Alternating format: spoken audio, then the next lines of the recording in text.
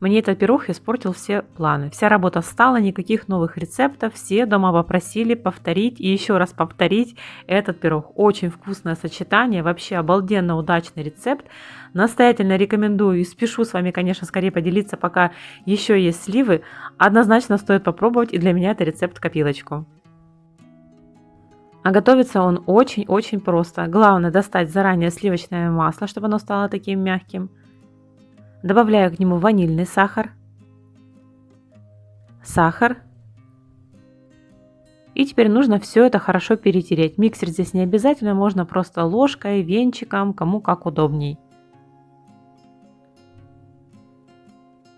Хорошо перетерла сахар вместе с сливочным маслом. Не забыть добавить соль для баланса вкуса. И теперь такой важный момент, нужно добавить яйца. Яйца убиваются по одному. Добавляю одно яйцо. И пока все не соединю до равномерной однородной массы, потом только вбиваю следующее яйцо.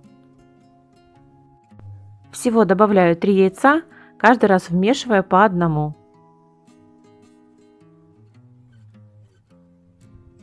Для всех, кто первый раз на моем канале, хочу сказать, что на канале рецепт копилочку.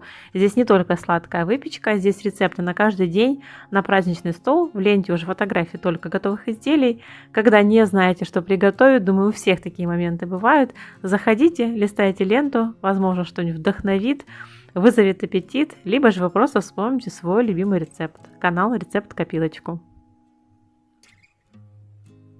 Добавила яйца, теперь добавляю муку. И разрыхлитель. Точное количество всех ингредиентов, как всегда, в описании к видео, в первом закрепленном комментарии. Вот такая вот масса получилась. Теперь нужно добавить начинку. На небольшие кусочки нарезаю сливы. Я люблю добавить сливу, чтобы была немножко с кислинкой. Измельчить орехи. Здесь у меня грецкие, можно любые по вкусу. Можно измельчить любым способом, не обязательно это делать с помощью блендера. Можно просто порубить ножом или же с помощью скалки.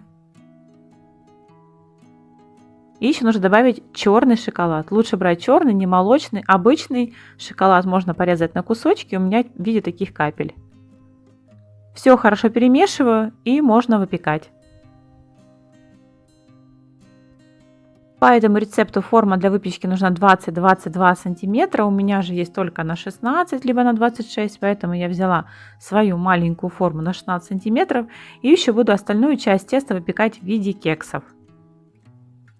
Забегая наперед, скажу, что в форме кексов мне понравилось больше, потому что выпекается намного быстрее. Распределила по формам, отправляю в разогретую духовку 180 градусов на 30 минут. Очень хорошо пирог поднимается. Через 30 минут кексы уже готовы, а пирогу нужно еще будет допечься. Чтобы сверху он не подгорел, я форму, где будет выпекаться еще пирог, накрываю фольгой, либо же пергаментной бумагой. А кексы уже готовы. Проверяем шпажкой, зубочисткой. Всего 30 минут у меня выпекались в форме кексов этот пирог, а сам пирог время выпечки заняло примерно 55 минут. Это очень вкусное сочетание черного горького шоколада, слив, орехов, влажное тесто, не мокрый пирог получается, а влажный, такой воздушный, ну просто объедение. Какой-то не пирог, а десерт. У меня он вызвал восторг. Кто будет готовить, поделитесь, пожалуйста, напишите в комментариях, как пришелся вам по вкусу. И буду благодарна за любую обратную связь в виде лайков, комментариев. Делитесь с друзьями, если вам понравится этот пирог. И очень надеюсь до встречи с вами на канале Рецепт Копилочку.